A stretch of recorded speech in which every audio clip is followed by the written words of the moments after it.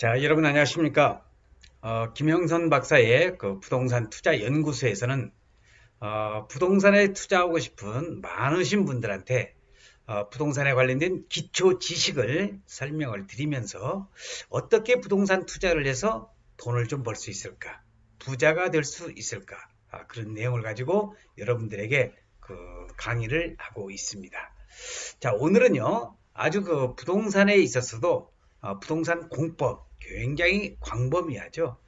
공법 중에서 아주 미세한 부분, 여러분들이 부동산 투자를 할 때 저는 뭐 법 위주로 해서 깊게 들어가는 그런 강의가 아니라 대학원생들을 상대로 해서 제가 많은 강의를 한 20여 년 가까이 해봤지만은 그런 그 대학원의 석사 또는 박사 과정에 또는 부동산 학과의 대학생들 수준의 그런 전공적인 그런 그 수업 공부가 아니라 오늘은 일반의 그 우리 투자하려고 하는 시민들이 일반 투자자들이 어떻게 쉽게 부동산에 투자를 할 수 있을까 하는 내용을 가지고 저는 그런 강의를 하려고 노력을 하고 있습니다. 그래서 오늘은 아주 간단한 내용을 여러분들이 꼭 아셔야 될 내용을 설명을 드리고자 하는데 눈으로 봐도 알 수 있는 그런 공법 그 중에서도 우리 그 공법상의 국토의 계획 및 이용에 관한 법률에 보면은 용도지역, 용도지구, 용도구역이 있어요. 그 부분에 대해서 아주 이것만은 알고 투자를 하자 하는 의미에서 몇 가지 말씀을 드리고자 합니다.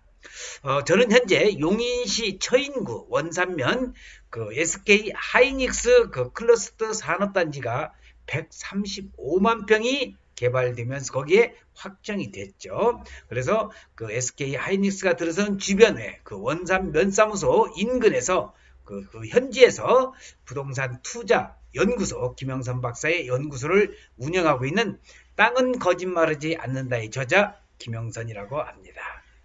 자, 여러분들이 오늘 그 한때에 그 용인시 처인구 원산면 일대가 2019년도 1월달 큰 바람이 불었습니다.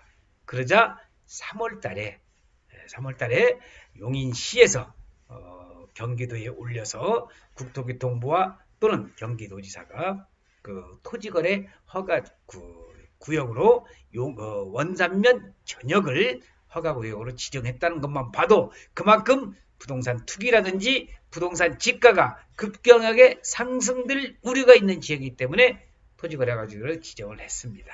자, 그러면은 제가 오늘 여러분들에게 말씀드린 핵심적인 코드는 뭐냐? 자, 그 국토개혁에 의한 법률에 있어 용도지역이 있습니다. 용도지역은 4개가 있습니다. 이거 여러분들이 그 부동산 투자를 하려고 한다면 강남의 복부인들도 아니면 땅에 대해서 요만큼이라도 알려고 하시는 분들은 이것은 알고 계셔야 돼. 제가 그 투자하려고 하는 사람들한테 너무 많은 공부하지 마라. 너무 많은 거 알면 투자 못한다. 그렇지만은 제가 말씀드리는 요건 알고 계셔야 돼. 그래서 국토의 계획 및 이용에 관한 법률 국계법이라고 하는데 4가지의 용도지역이 있습니다. 첫 번째 우리 같이 한번 이 강의 들고 계시는 분들 같이 한번 리바이벌 해볼까요? 첫 번째 뭐예요? 도시지역. 두 번째 관리지역. 세 번째 농림지역. 네 번째 자연환경 보전지역. 이 질문을 하면은요 꼭 이런 게 나와요. 주거지역이요, 상업지역이요. 아직 주거지역, 상업지역 나올 때가 아닙니다. 다시 한번 말씀드리면 용도지역이 뭡니까? 국계법에 의한 용도지역. 그러면 첫 번째 도시지역, 관리지역, 농림지역, 자연환경 보전지역 이렇게 나오고 그 다음에 이제 도시지역에서 세분하면은 이제 주거지역이냐 상업지역이냐 공업지역이냐 녹지지역이냐 관리지역을 세분한다고 한다면은 이제 그 계획관리냐 생산관리냐 보전관리냐. 자, 그 다음에 오늘 제가 직접적으로 강의할 농림지역에 또 뭐가 있느냐? 농업진흥구역과 농업보호구역. 자, 여기서 꼭 우리 제 영상을 시청하고 계신 여러분들 제가 강조 말씀드리는데 농림지역 전답을 얘기할 때 되면 꼭 이런 말을 절대농지.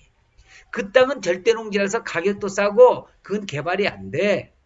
이런 얘기들을 지금 현재도 무슨 전문가라고 하는 그 부동산 전문가라고 하는 공인중개사라든지 부동산에 꽤나 좀 알 수 있는 사람들 이런 사람들도 전부가 뭐야? 아직도 뭐 절대농지. 대한민국에 절대농지 있어요 없어요? 없습니다. 전에 국토이용관리법 국토이용관리법에서는 절대농지, 상대농지라는 개념이 있었어요. 그런데 국계법이라고는 국토개발이라는 법률로 13년 전부터 변경이 되면서부터는 절대농지, 상대농지 대한민국에 없습니다. 그럼 뭐가 있냐? 자, 이제 농림지역으로 바뀌었죠. 농림지역의 농업보호구역과 농업진흥구역으로 바뀌었어. 자, 그래서 오늘 농업보호구역과 농업진흥구역. 어떤 게 농업보호구역이고 어떤 게 농업진흥구역이냐. 먼저 한 가지 힌트를 드리면요. 관계수로가 다 돼 있고, 그 다음에 물 용수 공급이 잘 돼 있고, 바둑판 모양 딱딱 잘라져서 정부가 돈을 들여서 아주 트랙터나 이런 경운기가 왔다 갔다 하기 편하게끔, 농사하기 편하게끔 할 수 있는 그런 농지. 그렇게 바로 절대농지예요. 그래서 이제는 절대농지라는 표현을 쓰지 말고 농업진흥구역이다. 그리고 이제 옛날로 말하자면 상대농지. 자, 논밭인데 뭐 꼬불꼬불 돼 있고 뭐 이런 거 있잖아요. 경지 정리가 잘 안 돼 있는 거. 그런 것은 거의가 다 옛날로 말하자면 상대농지면서 지금은 농업보호구역. 그래서 농림지역은 농업진흥구역과 농업보호구역으로 나눠져 있는데 그것을 어떻게 구분을 해야 될 것이냐 하는 내용을 사례를 들으면서 한번 말씀드릴 수 있도록 하겠습니다. 자, 우리 차를 타고 가면서 현장 답사를 많이 하거든요. 그래서 얼마 전에 그 차 안에서 그 밖에 토지를 보면서 강남에 오신 사모님한테 현장 브리핑, 답사, 임장 활동을 해가면서 저것은 농림지역의 농업진흥구역입니다. 옛날로 말하자면 절대농지죠. 저것은 상대농지, 쉽게 말해서 이제 상대농지, 절대농지라는 말을 안 써야 되는데 농업보호구역입니다. 그랬더니 이 사모님, 아니 그런 것을 알려고 한다면은 토지용계 확인을 발급받아서 확인을 해야 되는데 박사님은 어떻게 그렇게 잘하십니까? 그렇게 질문하는데 그거 간단해 어려운 거 없어요. 그래서 지금 설명드리는 것을 아마 들으시면 이 강의를 들은 바로 여러분도 전문가가 될 수 있다는 겁니다. 자, 그래서 제가 이런 농토들이 관리지역인지 농업진흥구역인지 또는 농업보호구역인지 토지용 계획 확인원도 발급받아 보지 않고서 어떻게 알 수 있냐는 그러한 내용을 오늘 전달해 드리려고 말씀을 드립니다. 참 어려운 거 아니에요. 간단한 방법이거든요. 자, 농업진흥구역은 오직 농사만을 짓기 위하여 막대한 돈을 들여서 토목공사를 하고 트랙터 등 농기구가 다닐 수 있는 길을 만들고 농토에 물을 낼 수 있는 수를 만드는데 많은 돈을 들인 그런 구역이 되겠습니다. 그게 농업진흥구역인데 그러므로 농업진흥구역 내에서는 농가주택을 제외하고는 다른 건축물을 짓기가 거의 어렵다고 보면 되겠어요.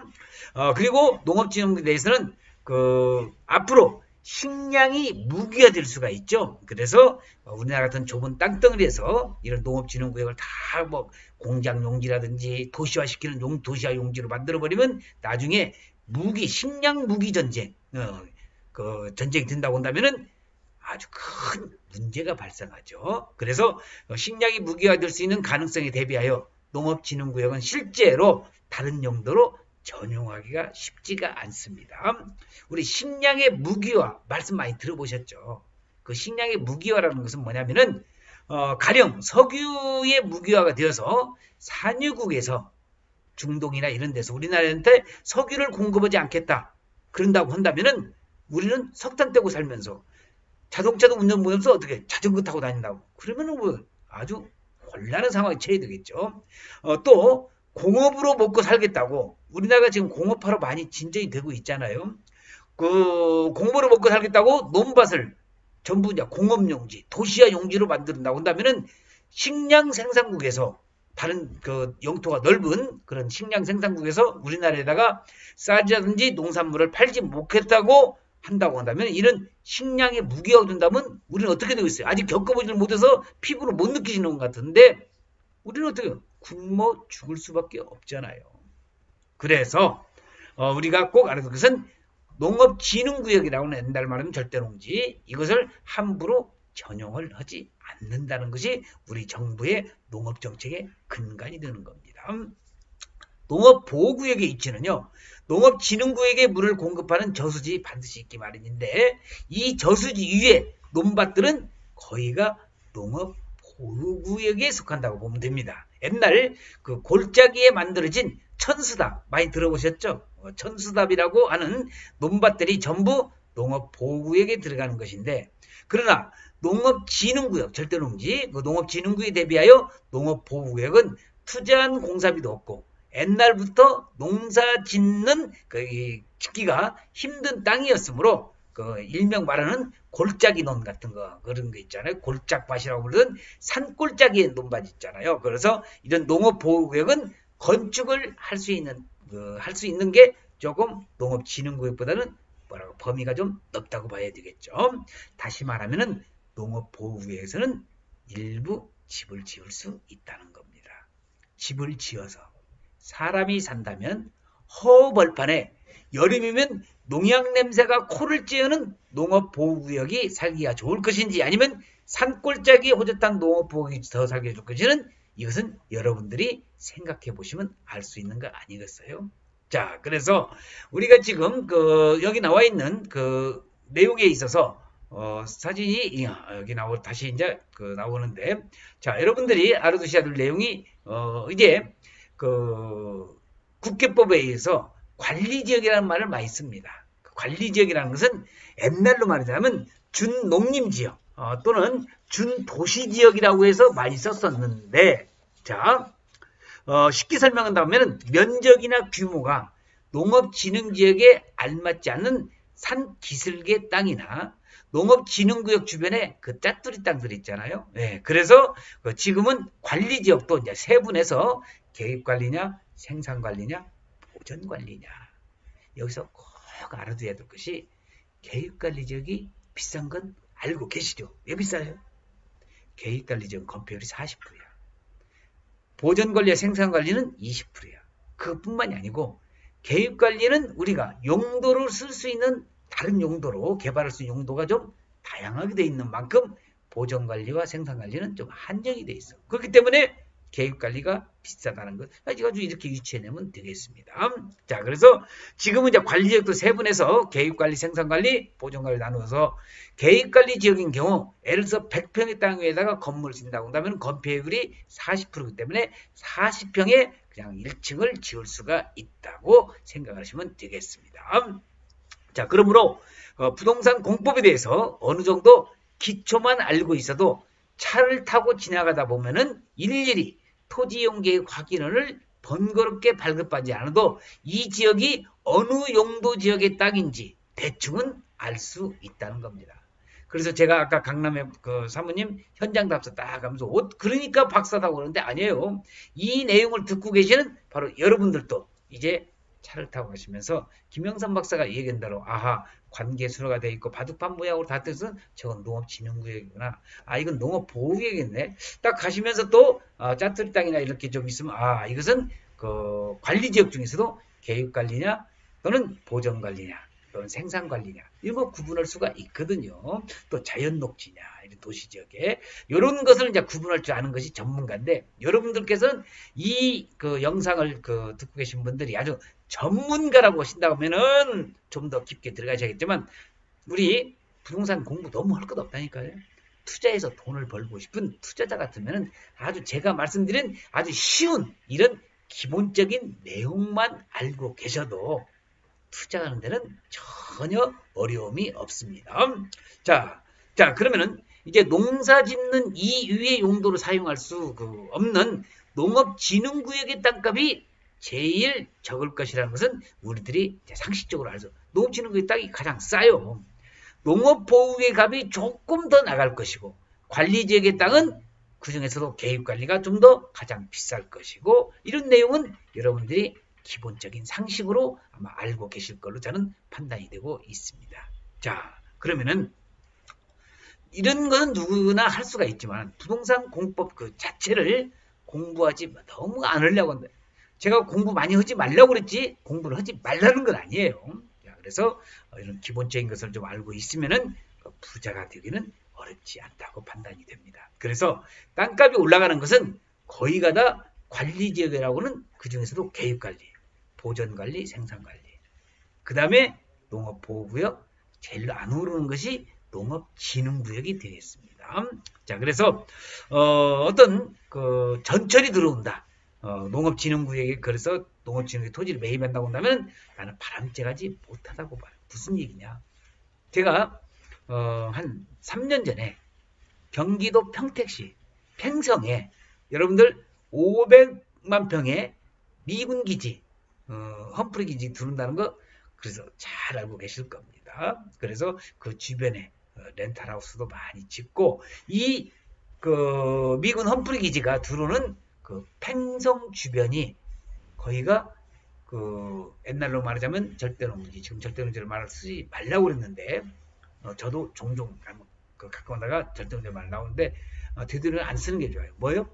농림지역의 농업진흥구역. 그래서 농림지역의 농업진흥구역, 바둑판 모양으로 다 돼 있는 관계에서 다 있는 이런 지역이 농업진흥구역이야. 이런 데는 땅값이 안 올라. 그런데 미군 기지가 들어옴으로 인해서 그게 일부가 풀렸어.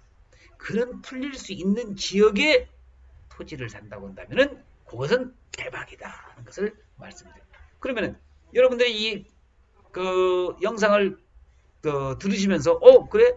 그러면 용도지역 농업진흥구에서 농업보호구역이라든지 또는 자연녹지라든지 이렇게 풀릴 수 있는 그런 땅 사면 돈 되겠네? 돈 되죠. 아주 돈 됩니다. 근데 그걸 어떻게 알아? 나도 몰라요.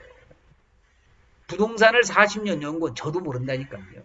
그래서 그런 것을 이제 전문적으로 연구 분석을 하면서 경험상 앞으로 이런 데가 이게 풀릴 것이다 예상을 하면서 투자를 하면 거의 빠져떨어지거든요. 저 같은 경우는. 그래서 여러분들이 이제 부동산 투자를 해서 돈을 벌고 싶다고 하신다면 아래 전화번호가 있으면 거기로 전화해 주시면 저와 같이 충분한 그 토론과 디스커션을 해가면서 여러분들을 부자로 만들 수 있는 자신도 있다는 거죠. 자, 그래서 우리가 알아야 될 것은 가끔 이제 농업진흥구역에서 이런 농업진흥구역에서 농업보호구역으로 풀린다든지 또 자연녹지로 풀린다든지 뭐 이거 주거지역으로 바뀌네 이런 건 쉽지가 않겠지만은 그런 땅을 사면 안 되겠냐고 물어보는 사람을 저는 종종 많이 만났거든요. 단지 전철 역세권이 되는 경우에는 농업진흥지역을 풀지 않을 수 없어. 그런 것은 아주 극소수에 해당이 되는 거죠. 지극히 애위적인 것으로 이제 볼 수가 있는데 여기서 하나 또 알아두셔야 될 내용이 여러분들 이 영상을 꼭 여러분들 저희 영상을 듣고 계신 그런 분들은 없겠지만은 예를 들어서 그 평택시 지제역이다. 지제역 앞에 지제 역세권이라고 해서 많이 개발되는데 지제역 뒤편 쪽에 보면은 농업진흥구역 바둑판 모양으로 탁 돼 있는 그게 상업적으로 풀린대. 그 대부분 그 엄청난 범위가 이제 역세권 개발로 해서 풀린다. 근데 그 풀리는 지역은 따로 있고요. 그러니까 거기에다가 이제 풀릴 것이다. 역세권 개발이다 해가지고 우리가 일명 말하는 기획부동산. 그런 사람들이 그 주변의 땅을 풀리지도 않는 땅을 사가지고 그거 평당 한 15만원, 20만원 사가지고 100만원에 파는. 그러니까 그거 산 사람은 어떻게 해요? 손해가 막심하죠. 부동산이라는 것은 현재 가치를 사는 게 아니라 미래 가치를 사는데 미래 가치를 한 10년, 20년 후까지 보고 그 땅을 다 산 거기 때문에 어떻게 해요? 가격이 20년, 30년 후에도 그 가격이라는 거. 그러니까 기획부동산에 속아 넘어가지 마시고 저 같은 멘토 또는 현명한 그런 전문 부동산 전문가를 만나셔가지고 여러분들이 투자를 하신다고 하면 실패가 그만큼 없다는 겁니다. 다시 한번 거듭 말씀드리지만 절대로 기획부동산 같은 데 속아 넘어가서 사지 마시고요. 이런 내용을 제가 이제 종종 동영상으로 여러분들에게 제작해서 강의를 할 테니까 들어주시면은 여러분들의 투자하는데 많은 도움이 될 겁니다. 자, 그래서 오늘은 여러분들에게 토지용 계획안을 보고 않지 않더라도 우리가 용도지역 지구 구역에 있어서 도시지역이냐 관리지역이냐 또는 농림지역이냐 자연환경보전지역이냐에서 농림지역의 농업진흥구역과 농업보호구역 그 다음에 관리지역에서 계획관리냐 보전관리냐 생산관리냐 이런 내용에 대해서 여러분들에게 설명을 해드렸습니다. 내용이 어느 정도 저는 쉽게 풀이한다고